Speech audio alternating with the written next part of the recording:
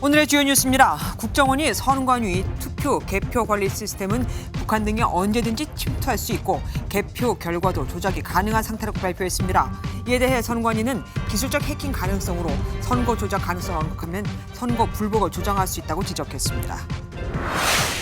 서울 강서구청장 보궐선거가 하루 앞으로 다가왔습니다. 총선 전초전이라는 얘기가 나오는 만큼 여야 지도부가 총출동에 표심 잡기에 사력을 다했습니다. 21대 마지막 국정감사가 시작됐습니다. 여야 모두 민생 국감을 약속했지만 첫날부터 일부 상임위가 파행을 겪는 등 전국 주도권을 잡으려는 여야의 지루한 공방만 이어졌습니다. 네타냐후 이스라엘 총리가 협상 불가라며 가자지구에 지상군 투입을 암시했습니다. 하마스는 이스라엘이 가자지구 민간주택을 폭격하면 인질을 처형하겠다고 위협했습니다.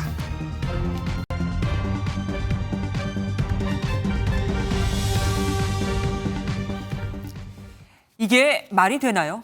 국정원이 선관위의 선거관리 시스템에 침투하는 방식으로 보안을 점검해본 결과 해킹에 그대로 노출이 되는 것으로 확인됐습니다.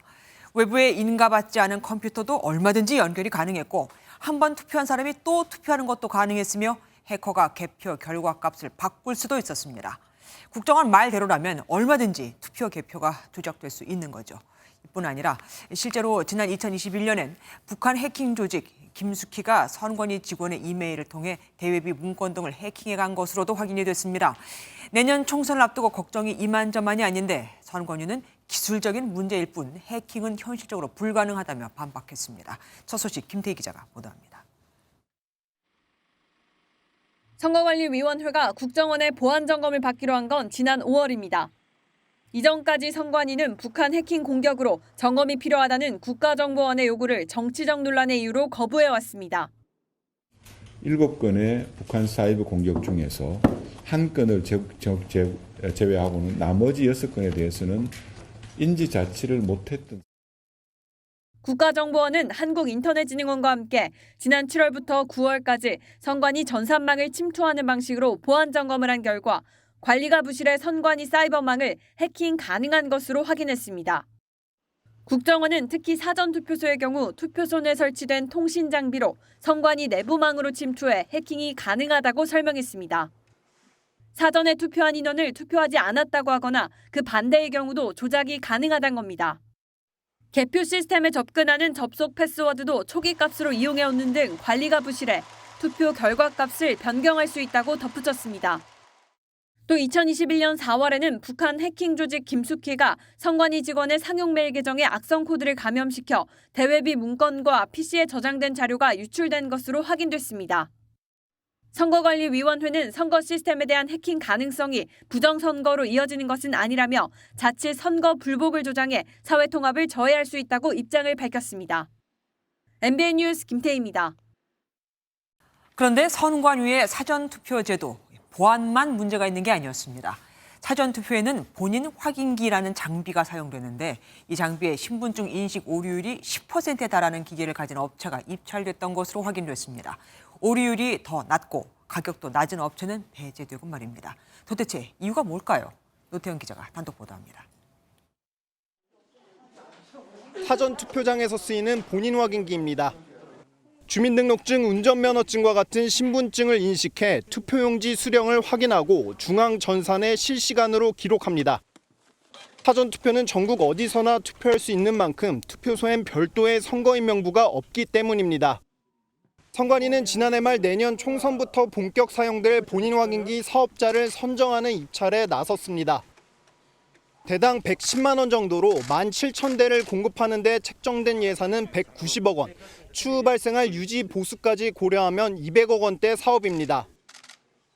그런데 MBN 취재 결과 올해 선관위의 본인 확인기 제작 사업에 신분증 인식 오류율 10%의 A업체 기기가 선정된 것으로 확인됐습니다. 지난 2월 입찰 성능평가에서 60장의 실물과 모바일 신분증을 시험했는데 6장을 제대로 확인하지 못한 겁니다. 사전투표율이 37%에 육박했던 지난해 20대 대통령 선거를 기준으로 보면 163만 명의 신분증을 제대로 인식하지 못한 셈입니다. 당시 같은 성능평가에서 60장 중 1장만 실패해 1.67%의 오류율을 기록하고 더 싼 가격을 제시한 업체도 있었습니다. 하지만 A업체는 성능 이외의 평가 항목들로 높은 점수를 받아 경쟁업체를 따돌렸습니다.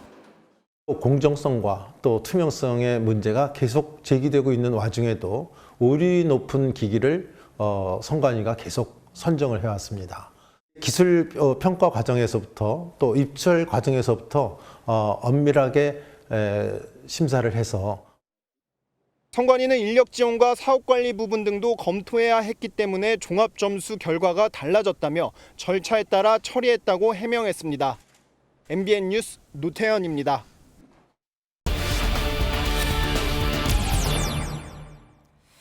선관위 사전투표 기기 입찰과 관련해 더 자세히 알아보도록 하겠습니다. 직접 취재한 국회팀 노태현 기자와 함께합니다.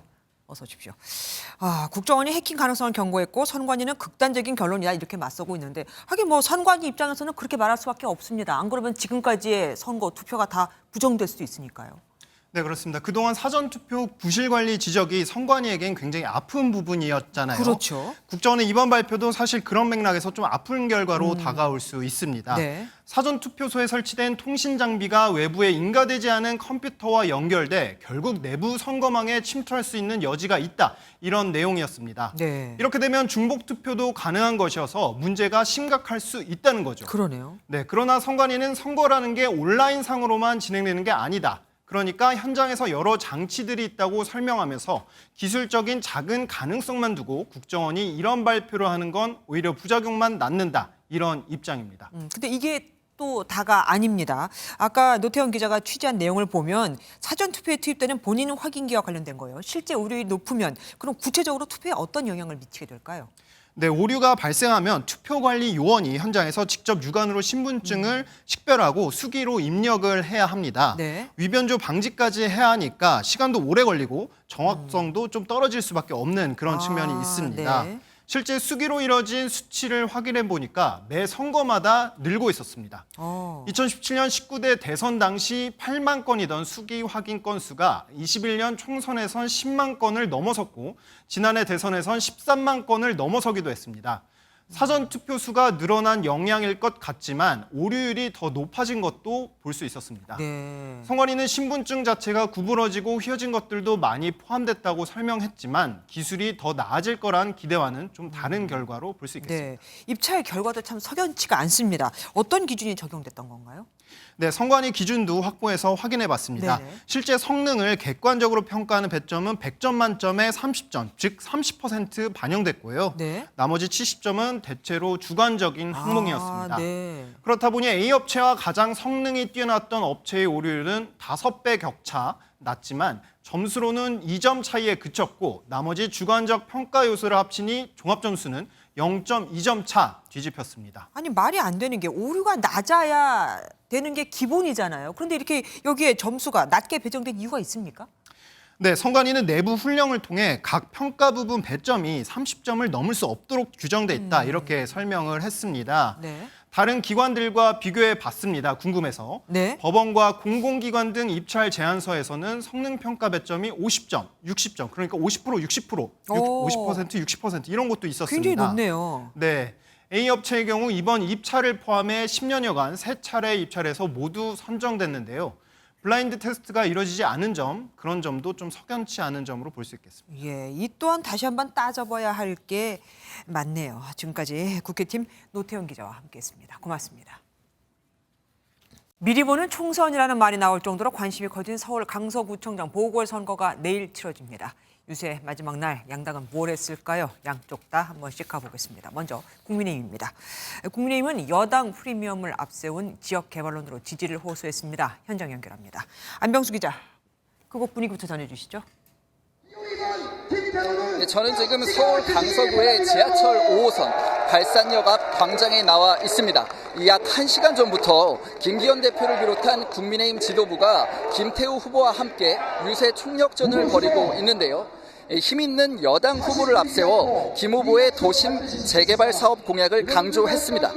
김 후보가 대통령과 한 라인이 개통됐다면서 정부 주도로 막힌 사업들을 풀어가겠다는 전략입니다. 실적주의자 김태우 밤낮 없이 잠도 안 자고 일을 했습니다. 민주당 16년 동안 해내지 못한 이런 수건 사업들 저는 6개월 만에 해냈습니다, 여러분. 강서구청장 보궐선거에서 국민의힘은 잠시 뒤에는 방화동을 비롯한 강서구 전역 상가를 돌면서 바닥 민심에 호소할 것으로 보입니다. 김 후보는 유세 식전 행사에서 강서구 청년들에게 공정한 사회를 만들겠다며 지지를 호소했는데요. 이번 보궐선거 유권자 약 50만 명 가운데 청년층인 2030 세대가 약 30%에 이르는 점을 고려한 것으로 보입니다. 김 후보는 애초 오전에 예정됐었던 월남 참전 전후의 방문을 취소하고 더 많은 유권자를 만나기 위해 유세차 일정을 이어갔습니다. 국민의힘은 표차가 크지 않은 박빙의 승부가 될 거라며 지지층의 투표에 나설 것을 호소했습니다. 지금까지 서울 강서구 국민의힘 유세 현장에서 MBN 뉴스 안병수입니다. 더불어민주당은 이기는 건 기본이다. 얼마나 큰 차이로 이길 것인가에 주목하고 있습니다. 이번엔 진교훈 후보 상황 살펴봅니다.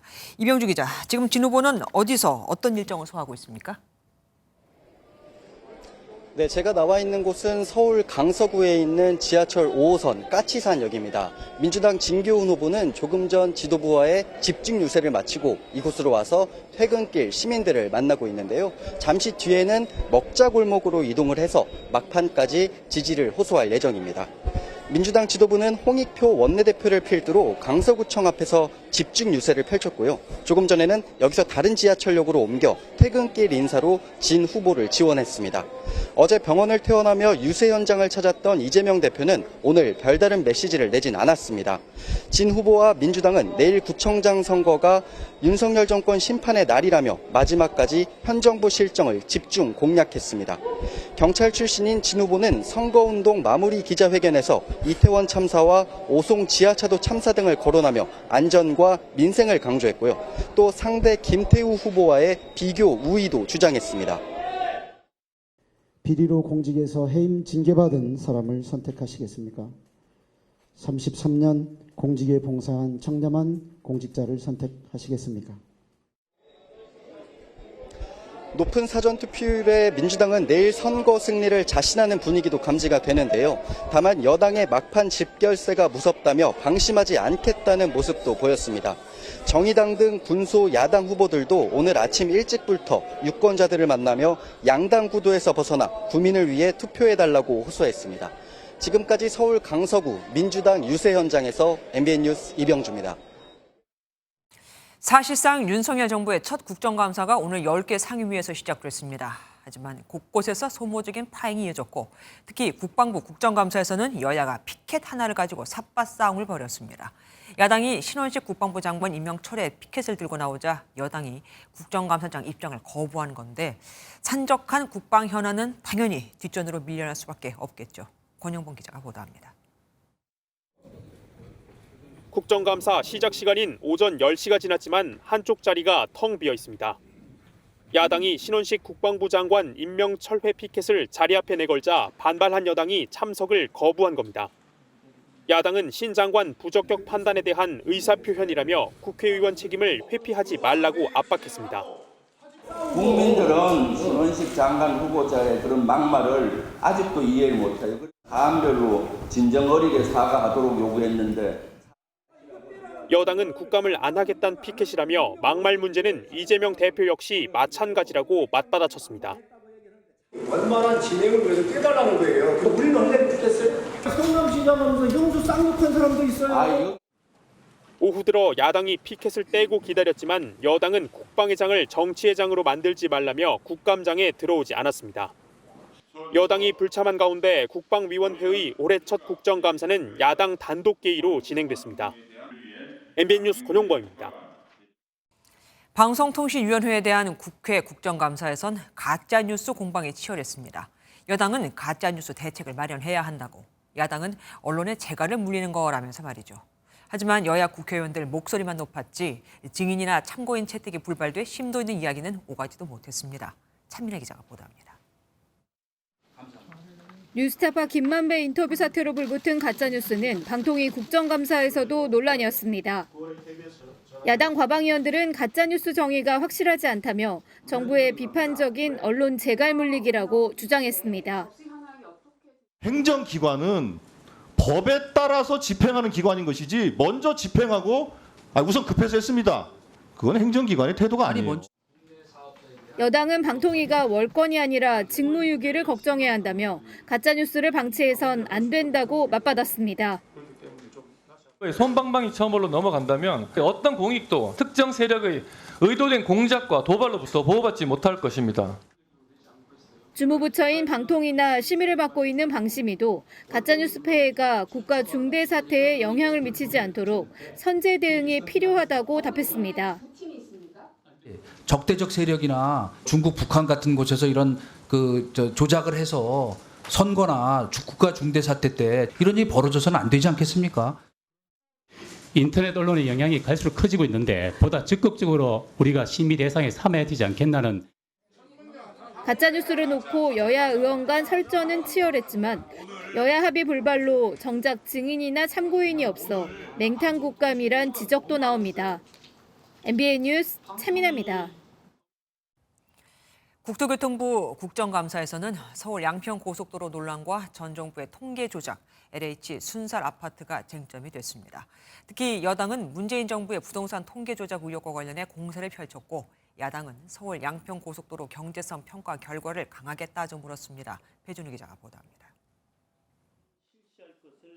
야당 의원들은 서울 양평 고속도로의 강상면 종점 대안이 기존의 양서면 종점안보다 경제성이 높다는 최근 국토부의 분석 결과가 왜곡됐다고 주장했습니다.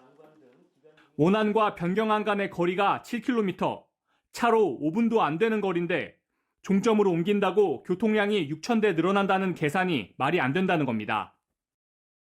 양서면 종점일 때 이 고속도로를 안 타던 6,000대의 차량이 고작 4분 거리로 종점이 옮겨진다고 해서 갑자기 이 고속도로를 타게 된다.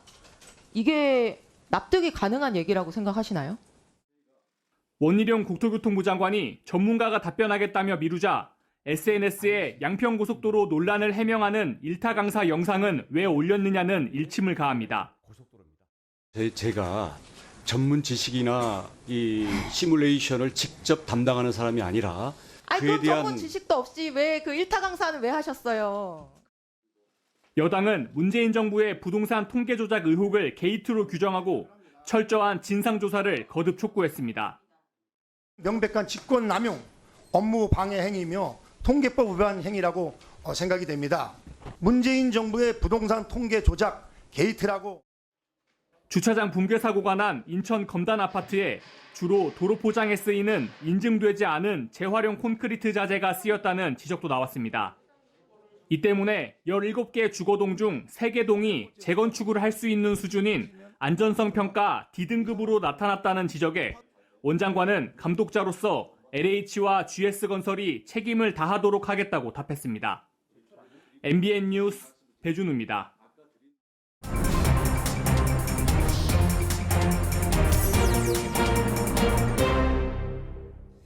오늘부터 대장정을 시작한 국정감사에선 어떤 일들이 벌어졌을까요? 국정감사 이모저모 정치톡톡에서 정태진 기자가 영상으로 준비했습니다. 자, 어떤 걸 준비하셨다고요? 네, 오늘 국정감사에선 유인천 장관의 AI가 등장했습니다.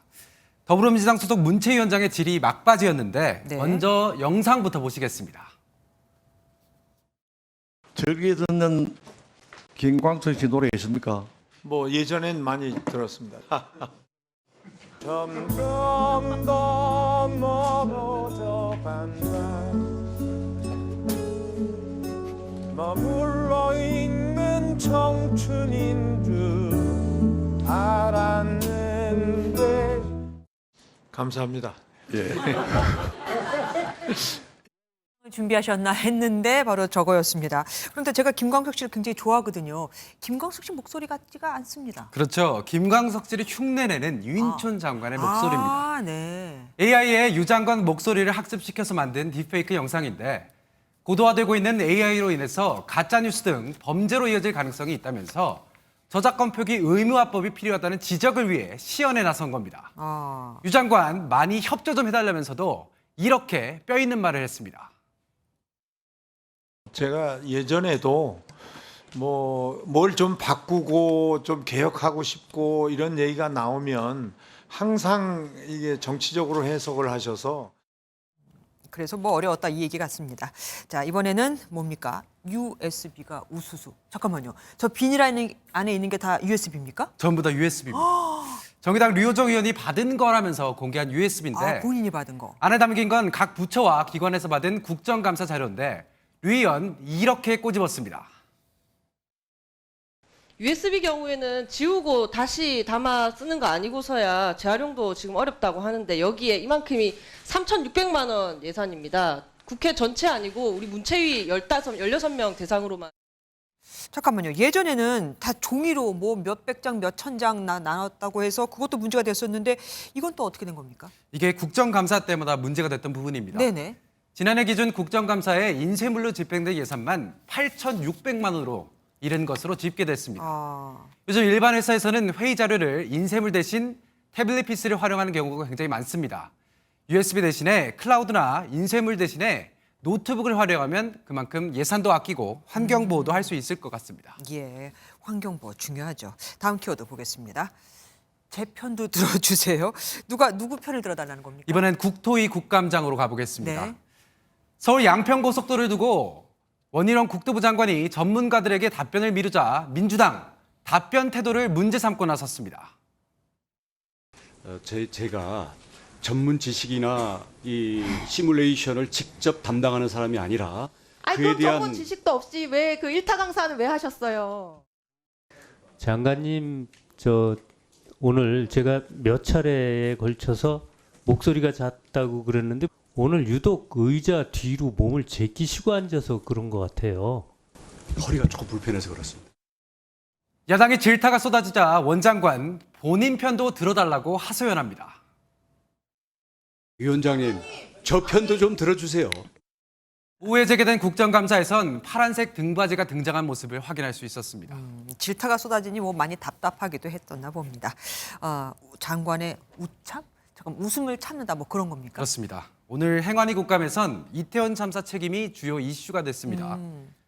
국민의힘은 이상민 장관 탄핵으로 6개월의 업무 공백이 발생했다면서 탄핵을 주도한 민주당을 겨냥했습니다. 정치적인 이유로 탄핵을 시켜서 업무 공백을 초래했습니다. 솔직하게 말씀하십시오. 무리한 탄핵 맞죠? 맞는 것 같습니다. 이렇게 맞장구가 나왔는데 이 장관 웃음을 참는 듯한 묘한 표정 지었습니다. 네.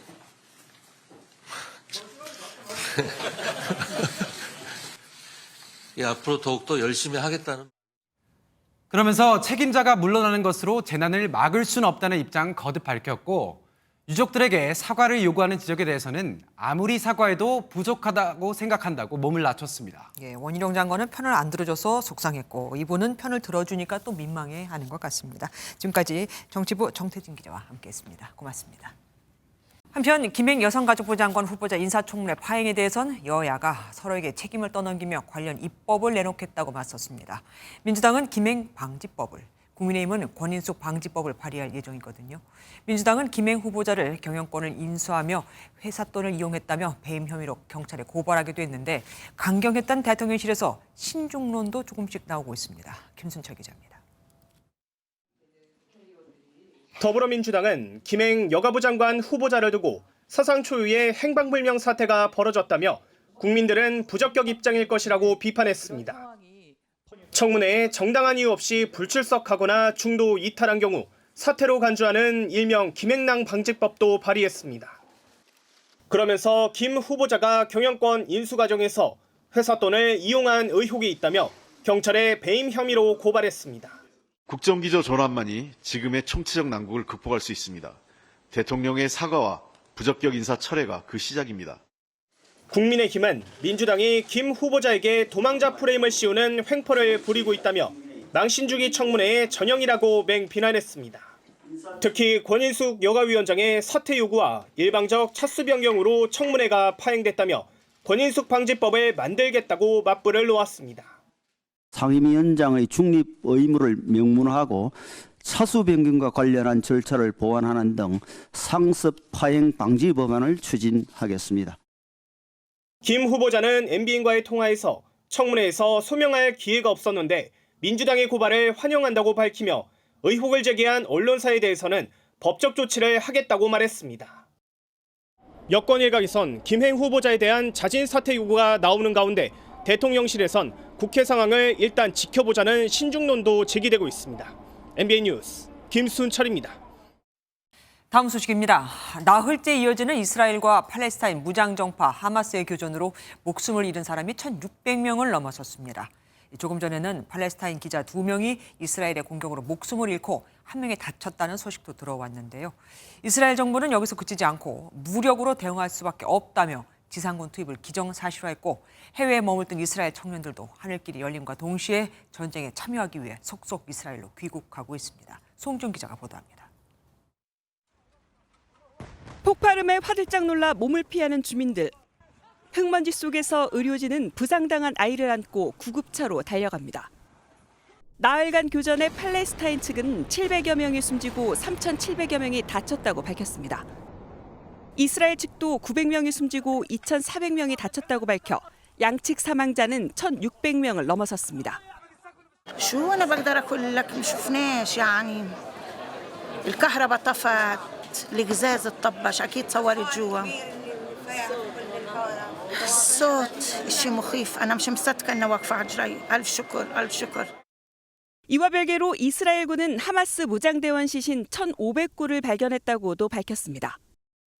התמונות של החורבן וההרס ממעוזי החמאס בעזה הן רק ההתחלה. חיסלנו מאות רבות של מחבלים ולא נעצור שם. 이스라엘이 가자지구 봉쇄에 이어 예비군 30만 명을 소집하면서 지상군 투입도 임박했다는 관측이 나옵니다.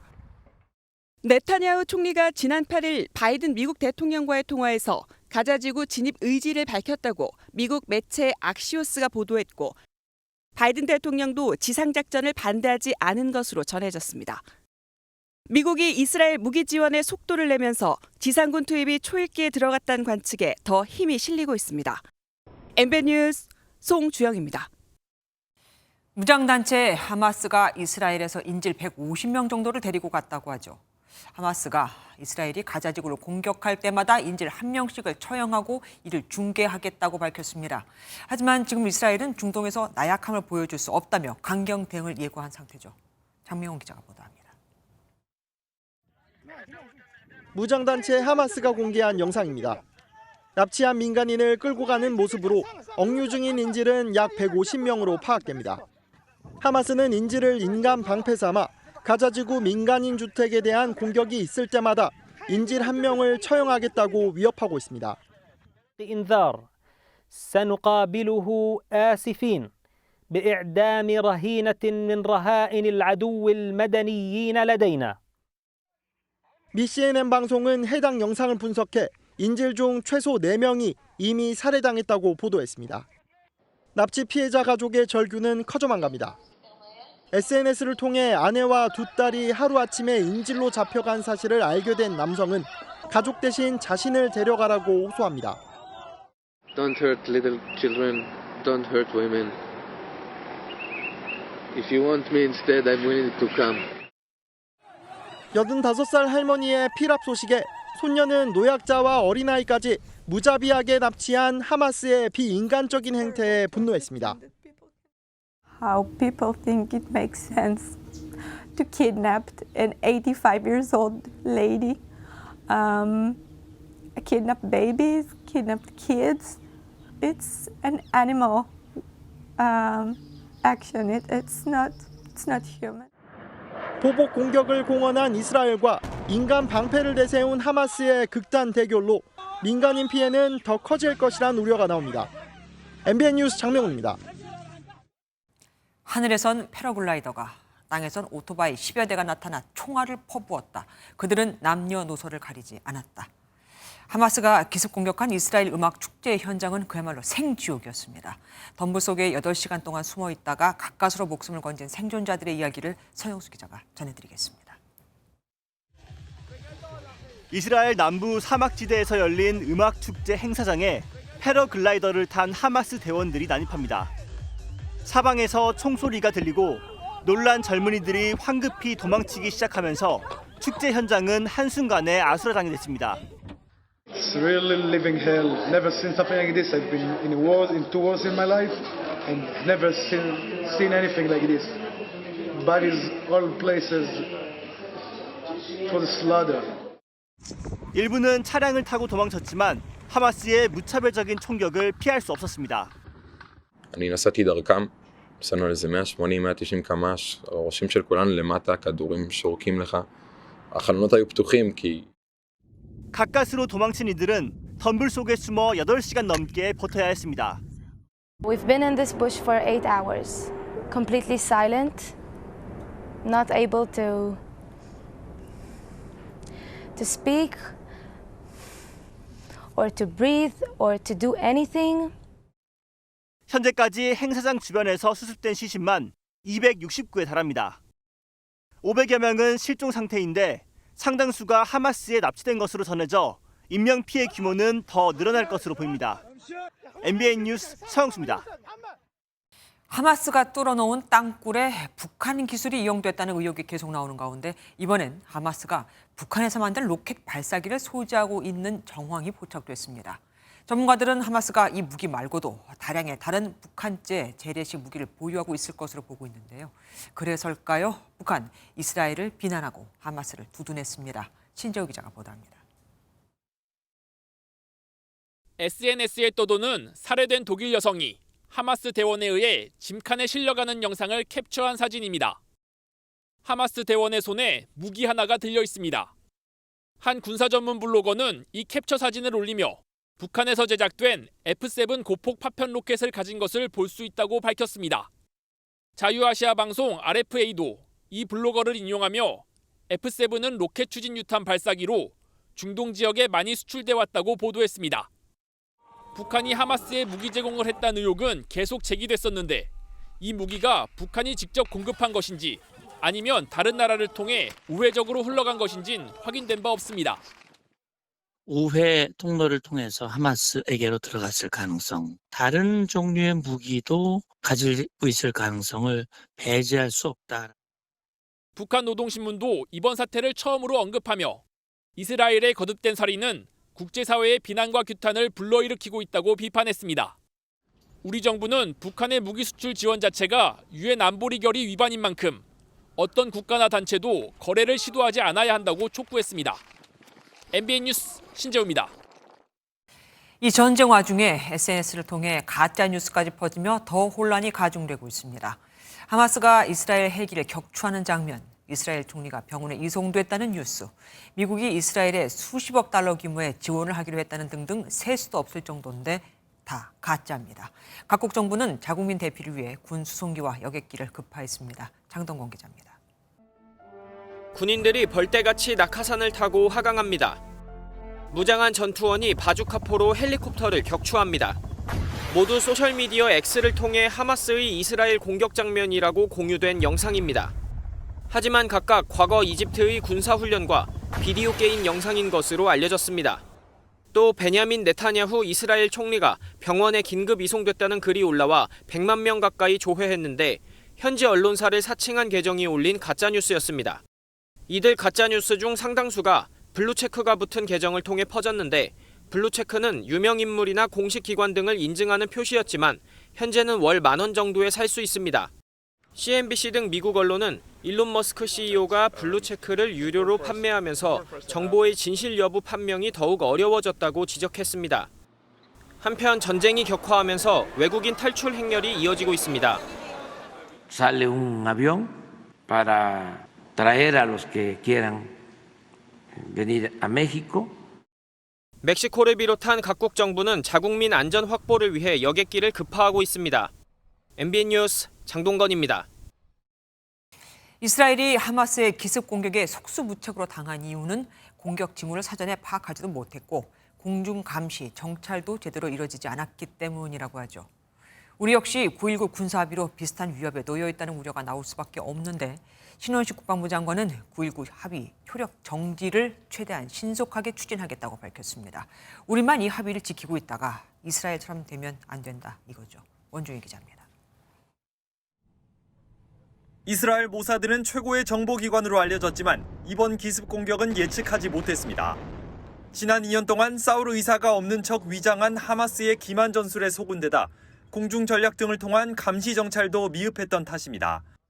이에 9.19 군사 합의로 대북 정찰 능력이 약화된 우리 역시 방공망이 북한에 의해 뚫릴 수 있다는 우려가 나옵니다. 신원식 국방부 장관은 기자들과 만난 자리에서 가자 지구에 무인기를 띄워서 계속 감시했다면 그렇게 당하지 않았으리라 본다고 평가했습니다. 그러면서 9.19 군사 합의에 따른 비행금지 구역 설정으로 북한의 전선지역 도발 징후를 실시간 감시하는 데 굉장히 제한된다며 최대한 빨리 9.19 합의 효력 정지를 추진하겠다고 밝혔습니다. 북한은 하마스보다 압도적 무력을 갖춘 만큼 정찰 감시 자산 운용은 필수적이란 설명입니다. 국무회의에서 확전 가능성을 우려한 윤석열 대통령도 대북 정찰을 강화해야 한다며 9.19 합의 무용론을 재강조한 것으로 알려졌습니다. 이번 사태가 국제 분쟁으로 확대될 가능성도 배제하지 못합니다. 대외 경제 불안 요인이 커질 수 있습니다. 정부는 9.19 합의를 폐기하려면 법적 절차가 필요하지만 효력 정지의 경우 국무회의 의결만 거치면 되는 것으로 파악하고 있습니다. MBN 뉴스 원중입니다. 이 목소리를 주의하십시오. 금융감독원이 보이스피싱 상습 사기범 12명의 목소리를 공개했습니다. 올 상반기 제보받은 보이스피싱 사건 937건을 분석해 5번 이상 제보받은 목소리입니다. 주로 검사나 금감원 직원을 사칭하고 있는데 잘 들으셨다가 비슷한 목소리에 전화가 걸려오면 끊으시는 게 좋습니다. 길게 전화를 받으면 말려들기 십상이거든요. 박기영 기자가 보도합니다. 갑자기 낯선 개인 번호로 전화가 걸려옵니다. 대검찰청 특수부에서 연락을 좀 드렸어요. 통화가 녹음되고 있다는 사실을 알리며 조용한 공간으로 이동을 유도합니다. 제3자의 목소리나 자범이 섞이게 되면 정말 채택을 어려우십니다. 잠깐 단독진 공간으로 자리 이동 가능하십니까? 이렇게 피해자를 주변인들로부터 고립시킨 뒤엔 구체적인 사건 내용과 전문 용어를 써가며 피해자를 현혹해 금융정보를 노립니다. 총 7곳의 오피스텔에서 성매매, 알선 및 불법 자금 원인 혐의로 피해자가 계속 의심을 하면 구속 수사를 하겠다고 협박하고 대면 조사 아니면 구속 수사도 될 수도 있는 상황이거든요. 소환장을 발부하겠다며 윽박지르기도 합니다. 일단은 수사 안 하실 거면 제가 소환장 발부하도록 하겠습니다. 금융감독원은 보이스피싱이 의심되면 의심하고 전화 끊고 확인하고 일명 쓰리고를 기억하라고 당부했습니다. 그러면 그 남북에 확인해봐도 돼요? 싸가지가 없네. 수사기관이 아닌 금융사 직원을 사칭하는 경우에도 우선은 전화를 끊고 해당 직원의 신원을 확인하는 것이 중요합니다. MBN 뉴스 박규원입니다. 오늘 새벽 충남 서산의 한 상가 건물에서 LP 가스로 추정되는 폭발 사고가 발생해 3명이 다쳤습니다. 오토바이 한 대가 지나가자마자 터졌는데 해당 건물은 폭탄을 맞은 듯 쑥대밭이 됐고 인근 점포들도 유리창이 깨지는 등 큰 피해를 입었습니다. 김영현 기자가 보도합니다. 충남 서산의 한 상가 골목길입니다. 오토바이 한 대가 지나가더니 갑자기 건물에서 섬광이 보입니다. 폭발 충격으로 유리 파편이 터져나오고 간판이 떨어지더니 희뿌연 연기가 골목을 뒤덮습니다. 사고 현장 곳곳에는 이렇게 건물 자리들이 널브러져 있어 폭발 당시 충격이 얼마나 컸는지 고스란히 보여주고 있습니다. 터지는 소리가 나더라고. 꽝 하더니 집이 막 흔들리는 거예요. 그래서 일어나 봤더니 난장판이죠. 이 사고로 건물에 있던 60대 여성이 온몸에 화상을 입었고 오토바이를 타고 지나던 10대 2명도 다쳤습니다. 해당 건물은 폭격을 맞은 듯 쑥대밭이 됐고 인근 점포 30여 곳도 유리창이 깨지는 등 피해를 입었습니다. 뭐 폭탄 터지듯이 그렇게 전쟁 난 것처럼 이렇게 유리창 깨지고 건물이 다 앞으로 쏠려 있더라고요. 그래서 저기서 폭발했는가 보다. 경찰은 건물 1층에서 가정용 LP가스가 폭발한 것으로 보고 있습니다. 거기만 LPG가스통을 사용했다고 해요. 경찰과 소방당국은 합동감식 결과를 토대로 정확한 화재 원인을 밝힐 예정입니다. MBN 뉴스 김영현입니다. 외제 차량이 택시와 버스를 들이받아 60대 여성 운전자가 의식불명 상태로 병원으로 옮겨지고 버스 기사와 승객 등 6명이 다쳤습니다. 이 과정에서 버스에서 가스가 폭발하며 소방대원이 쓰러지기도 했습니다. 최민성 기자가 보도합니다. 검은색 차량 한 대가 빠른 속도로 달려오더니 버스를 세게 들이받습니다.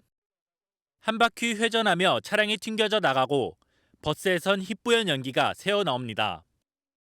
오늘 새벽 5시 반쯤 서울 송파구의 한 교차로에서 벤츠 한 대가 택시와 버스를 잇따라 들이받는 사고가 났습니다. 이 찌그러진 거 이게 막범버가 여기까지 하나 유리 좀 터졌더라고. 차량은 적색 신호를 위반하며 교통섬을 지나 좌회전하려던 버스 옆을 그대로 들이받았습니다. 이 사고로 벤츠 운전자 60대 여성 A씨가 의식이 없는 상태로 인근 병원으로 옮겨졌습니다. 또 버스 기사와 승객 등 6명이 가벼운 부상을 입었고 버스에서 가스가 폭발하면서 소방대원 1명이 크게 넘어지기도 했습니다. 여기서 계속 가스 냄새가 났었거든요. 근데 결국 터졌죠. 가스 터져가지고 소방대원이 날아가죠. 경찰 조사 결과 A씨는 운동을 가려다 사고를 낸 것으로 확인됐는데 약물과 음주 반응은 나오지 않았습니다. 서울 송파경찰서는 목격자 진술과 블랙박스를 토대로 구체적인 사건 경위를 조사 중입니다. MBN 뉴스 최미성입니다. 모텔에서 아기를 낳고 2층 창 밖으로 던진 엄마가 긴급 체포됐습니다. 엄마는 누군가 데리고 가서 잘 키워줄 거라고 생각했다지만 아기는 닷새 만에 숨진 채 발견됐습니다. 윤기란 기자가 보도합니다. 경기 부천역 인근의 한 모텔입니다. 어제 오후 2시쯤 이곳 담벼락 주변에 갓 태어난 아기의 시신이 있다는 인근 주민의 신고가 접수됐습니다. 신고를 받고 출동한 경찰은 침대 시트에 감겨 종이 쇼핑백 안에 담겨있는 갓난 여자아이의 시신을 수습했습니다. 아이의 엄마는 어제 오후 6시쯤 모텔 주변 거리를 배회하다가 경찰에 적발돼 긴급 체포됐습니다. 여자가 울고 막 시끄럽고 경찰차고 막 그런 걸 제가 봤어요. 남녀 그냥 싸우는 줄 알았습니다. 직업은 물론 일정한 거주지 없이 살아온 40대 엄마는 시신 발견 닷새 전인 지난 4일 오후 해당 모텔 2층에서 아기를 홀로 출산했습니다.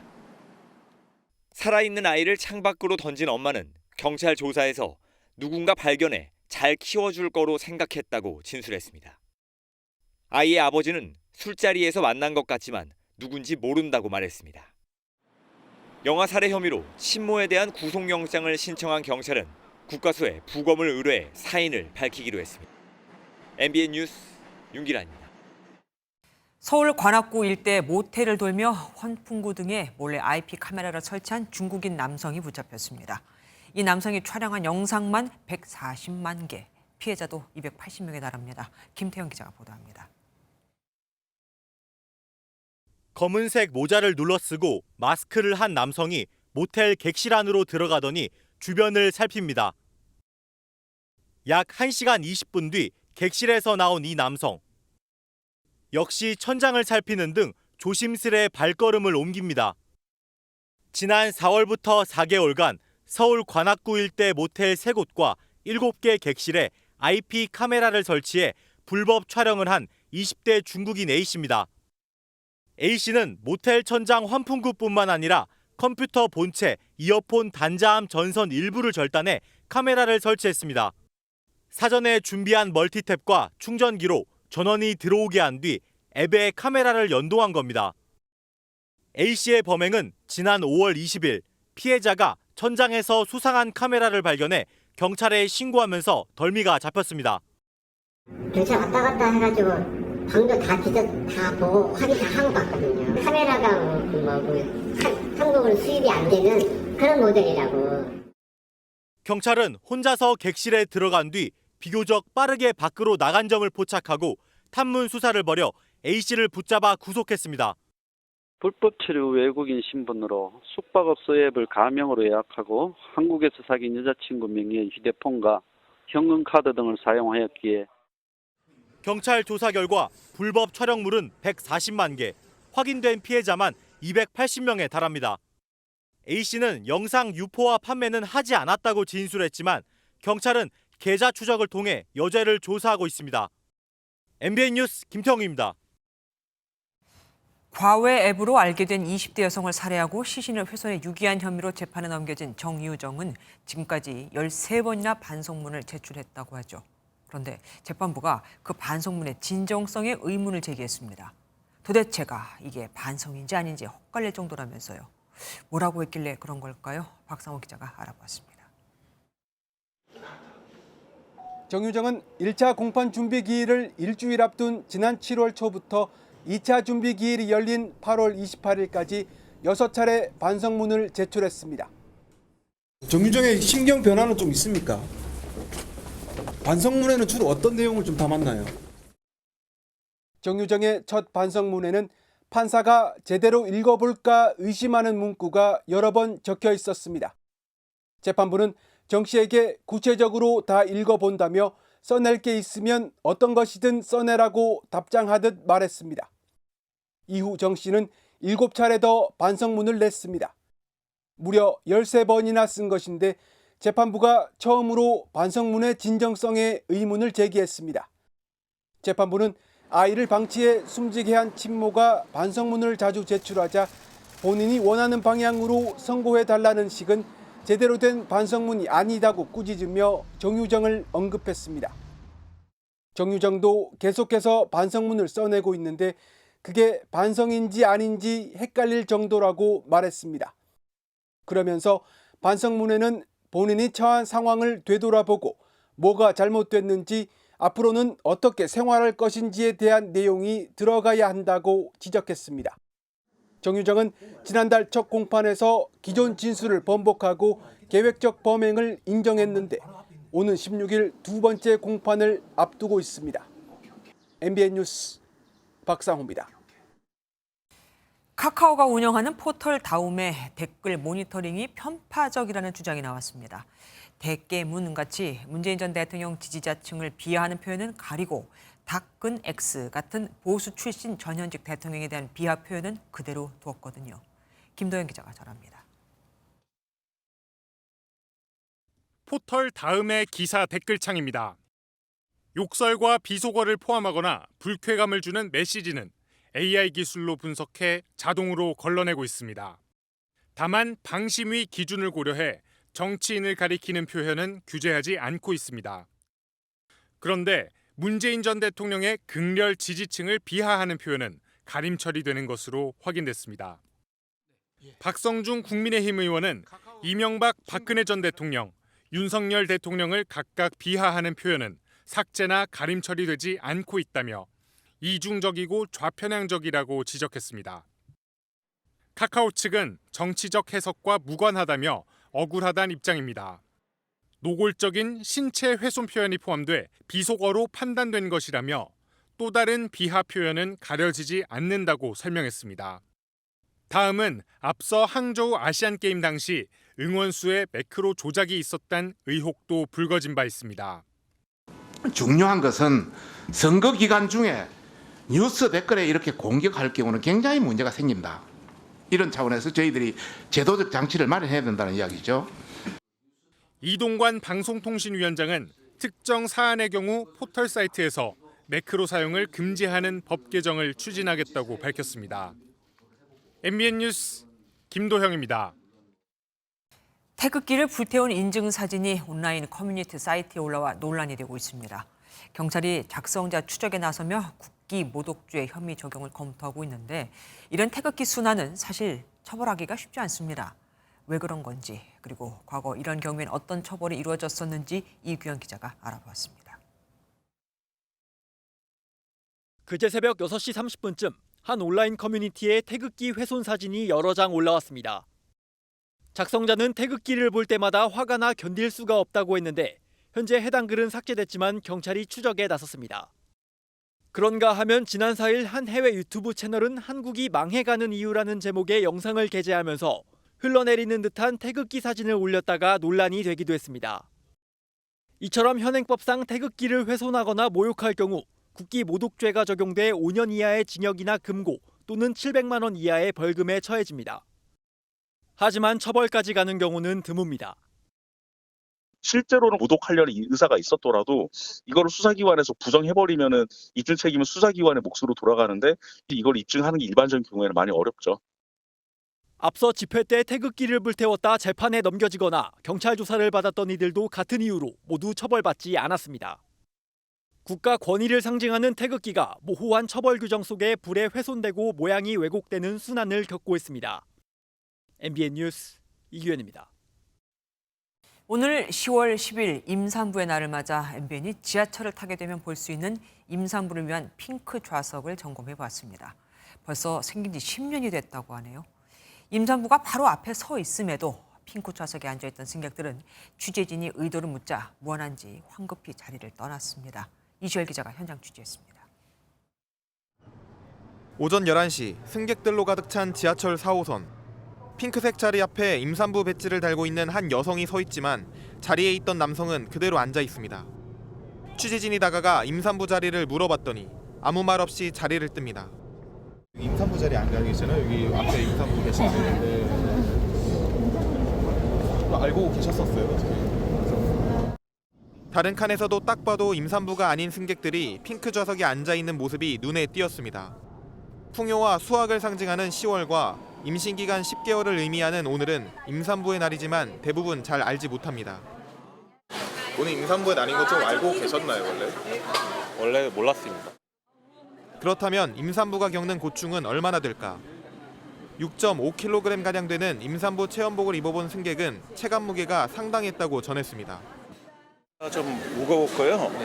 제가 이제 곧 딸이 출산을 앞두고 있는데 좀 배려를 많이 해야 되겠다는 그 생각. 좀 남자분들이 앉아 있는 경우를 가끔 볼 때 좀 아쉬운 마음이 들더라고요.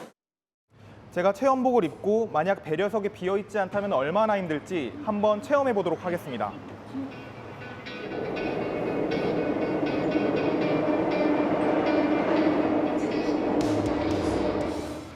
역 내정거장을 지나왔을 뿐인데 무거운 책가방을 앞으로 맨 것처럼 상당히 뻐근한 느낌을 받았습니다.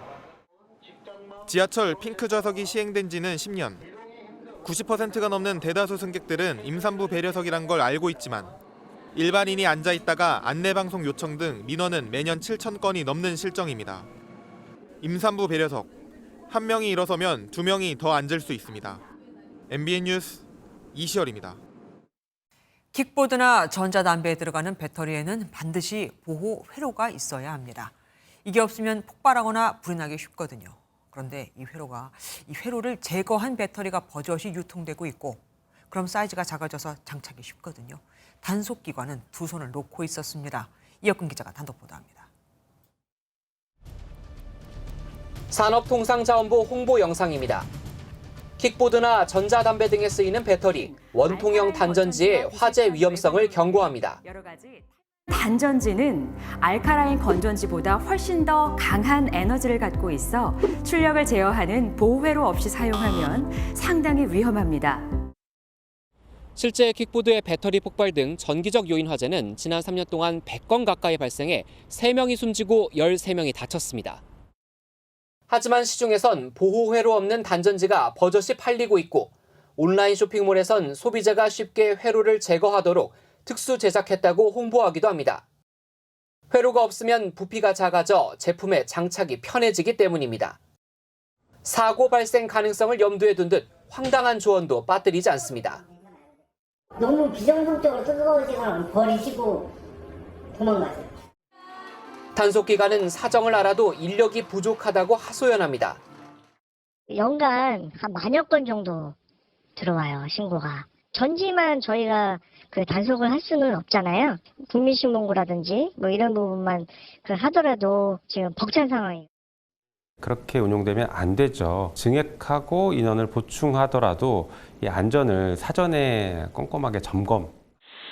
단속망에 구멍이 뚫린 사이 시한폭탄 같은 전지가 실생활에 깊숙이 파고들고 있습니다. MBN 뉴스 이혁근입니다. 2030 국제박람회 개최지 결정을 50일 앞두고 우리 정부가 준비한 국제 심포지엄이 프랑스 파리에서 열렸습니다. 투표권이 있는 세계 각국 대사들을 상대로 한덕수 총리와 우리 기업인들은 왜 한국, 그것도 부산에서 엑스포를 개최해야 하는지를 적극적으로 설명했다고 하는데요. 오는 일요일에는 K-팝 스타들이 나섭니다. K-팝이 열일하고 있죠. 프랑스 파리에서 최윤영 기자가 전해왔습니다. 프랑스 파리에서 열린 부산 엑스포 심포지엄. 국제박람회기구 각국 대사들을 포함해 200여 명이 넘는 사람들이 몰리며 높은 관심을 보였습니다. by sharing our tales of economic growth, the ways we have tackled critical challenges, and how we would like to continue doing so. Transforming our world, navigating toward a better future, takes this assertion and aims to put it into action, inviting the international community as a whole to take charge of this situation. 해외 석학들은 원조를 받았던 가난한 나라가 반세기도 안 되어 경제 대국을 이뤘고 이제는 K문화를 통해 세계를 모으고 있다며 어떤 나라도 한 적이 없는 일을 한 한국의 부산을 소개했습니다. 특히 글로벌 기업들이 다수 있어 엑스포 참여만으로도 협력 기회를 얻을 것이라고 강조했습니다. Direct access to companies that are among the world's leading tech innovators. Samsung, LG, Hyundai, SK, dozens more. 이번 심포지엄에는 최태원 SK 회장을 비롯해 25명이 넘는 한국 기업인들이 참석해 적극적인 유치 활동을 벌였습니다. 현지에서는 경쟁국인 사우디아라비아와 해볼만 하다는 평가가 나오고 있습니다. 심포지엄 현장에서 느껴진 사우디와 이탈리아의 엑스포 유치 견제도 만만치 않은 가운데 부산의 총력전은 투표일인 다음 달 28일까지 계속될 예정입니다. 오는 토요일에는 민간 기업의 갈라 디너가, 일요일에는 K-팝 콘서트가 K의 매력, 부산 표심 잡기에 나섭니다. 프랑스 파리에서 MBN 뉴스 최윤영입니다. 현재 중학교 2학년 학생들이 치르는 2028학년도 수능부터 선택 과목이 없어집니다. 내신은 현행 상대평가 9등급에서 절대평가 방식의 5등급으로 바뀌고요. 그럼 아무래도 내신만 갖고는 변별력이 떨어지겠죠. 지금보다 수능의 영향력이 더 커지게 될 것으로 보입니다. 최돈희 기자입니다. 지난해 수능에서 국어와 수학의 표준 점수 최고점 차이는 11점이었습니다. 국어의 경우 선택 과목 2개 가운데 한 과목을, 수학은 3과목 중 한 과목을 골라야 하는데 점수가 잘 나오는 특정 과목으로 학생들이 몰리기 때문입니다. 2028년 수능부터는 큰 변화가 생깁니다. 교육부는 현행 수능 시험이 학생들의 진로 선택을 지원하기보다 고득점 확보에만 초점이 맞춰져 부작용이 크다고 판단합니다. 그 해법으로 선택 과목 대신 전 영역 통합 과목을 내세웠습니다. 선택 과목 없이 동일한 내용과 기준으로 평가하겠습니다. 어떤 과목을 선택했는지가 아니라 오로지 실력과 노력만으로 수능 점수가 결정될 것입니다. 특히 사회과학탐구 영역은 통합사회와 통합과학이 처음 신설돼 각각 한 과목으로 치러집니다. 사회과학탐구 영역이 한 과목으로 치러지는 건 수능이 도입된 1994년 이후 이번이 처음입니다. 다만 수학의 경우 미적분 2와 기하 같은 심화 과정이 필요하다는 의견을 고려해 절대평가 방식의 선택 과목 도입을 검토할 예정입니다. 과도한 경쟁을 부추긴다는 지적에 따라 내신도 현행 9등급제에서 절대평가 방식의 5등급제로 전환됩니다. 성적 부풀리기 등의 부작용을 줄이기 위해 상대평가 등급도 함께 기재하도록 했습니다. 수능의 영향력이 커진 가운데 자사고나 특목고에 대한 선호가 높아질 거란 전망도 나옵니다. 내신 변별력이 약화되었기 때문에 특목 자사고라든지 상위급 명문 일반고의 어떤 선호도가 높아질 가능성이 커졌다 이렇게 보죠. 한국교원단체 총연합회는 개편 방향에 대해선 대체로 공감한다면서도 신중한 검토가 필요하다고 했고 전국 교직원 노동조합은 교육 불평등과 양극화가 심화될 거라고 목소리를 높였습니다. MBN 뉴스 최돈입니다. 올해 6월 기준 18세 이하 미성년자 사업장 대표자 390명 가운데 부동산 임대업이 344명으로 88%를 차지했고 상위소득 10명 모두가 부동산 임대업자인 것으로 조사됐습니다. 상위소득 10명의 평균 연소득은 1억 5천만 원으로 최고소득자는 2억 8천만 원을 번 중학생이었습니다.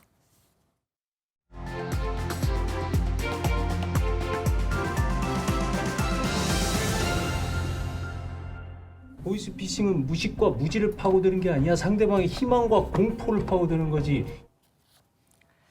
어눌한 조선족 말투나 낯선 번호에 속지 않을 자신이 있으시다고요?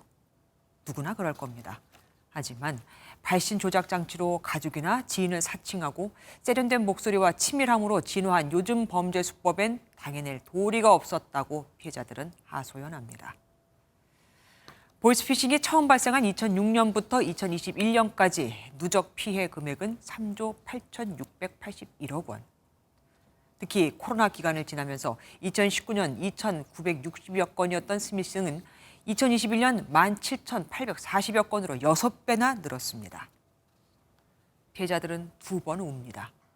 돈을 돌려받으려면 소송을 해야 하는데 그 문턱을 넘기가 하늘의 별 따기거든요. 그래서 정부가 내년 1월부터 보이스피싱으로 피해를 보는 금융소비자는 금융감독원과 19개 시중은행으로부터 피해 금액의 20에서 50%를 배상받을 수 있는 조치를 마련했습니다. 절망적인 상황에서 절반이라도 건진다면 불행 중 다행일 텐데. 그런데 배상을 할지에 대한 판단을 은행 자율에 맡겼습니다. 은행이 우리는 보이스피싱 조심하라고 여러 번 공지했다. 그러니 조심하지 않은 네 탓이다고 하면 어떻게 될까요? 은행의 과실 책임 입증이 불확실할 경우 배상 금액 산정을 놓고 다툼이 벌어질 건 뻔합니다. 정부가 이런 대책을 내놓은 건 소비자의 통상적 노력만으로는 예방이 어렵기 때문일 텐데, 그런데 이런 대책 아닌 대책을 내놨다고요? 겉만 번지르르한 협약으로 가뜩이나 상심해 있는 피해자들을 희망 고문하려는 거 아니겠습니까? 금융기관에 대한 철석 같은 믿음에 생떼 같은 돈을 맡긴 고객에게 이제는 은행과 금감원이 화답할 차례입니다. 그 길을 터주는 건 바로 정부의 몫인 거고요. 김주아의 그런데 오늘은 진짜 배상해 주실 건가요? 좋습니다. 가을이 물들어가고 있습니다. 오늘 대구 팔공산의 모습인데요. 계절이 깊어가면서 푸르던 나무들이 붉게 물들어가고 있습니다. 당분간 선선한 가을 날씨는 계속됩니다. 낮 동안 23도 등으로 따스했겠지만 출퇴근길 공기가 쌀쌀하겠는데요. 대체로 10도 안팎에 그치겠고요. 평창을 비롯한 강원 내륙과 산지는 서리가 내리는 곳도 있겠습니다. 내일 전국이 대체로 맑겠지만 강원 영서 지역은 구름이 많아지겠습니다. 경상권 동해안으로는 바람이 강하게 불어들겠습니다. 자세한 지역별 내일 기온입니다. 중부지방 아침 기온은 서울이 13도, 춘천은 9도. 남부지방도 전주와 대구가 12도로 출발하겠고요. 낮 기온은 전국적으로 20도를 웃돌아 오늘과 비슷하겠습니다. 당분간 뚜렷한 비 예보 없이 맑거나 구름만 지나다가 주말인 토요일 중부와 전북에 비가 내릴 전망입니다. 날씨였습니다. 안녕하세요. 김주하입니다. 공정하고 신속한 MBN 뉴스, 유튜브를 통해서도 만나보실 수 있습니다. 특히 더 많은 뉴스와 라이브를 보고 싶으시다면 오른쪽을 눌러서 구독하시면 됩니다. 어렵지 않죠? 빠르고 정확한 뉴스로 계속 찾아뵙겠습니다. MBN 뉴스를 시청해 주신 여러분 고맙습니다.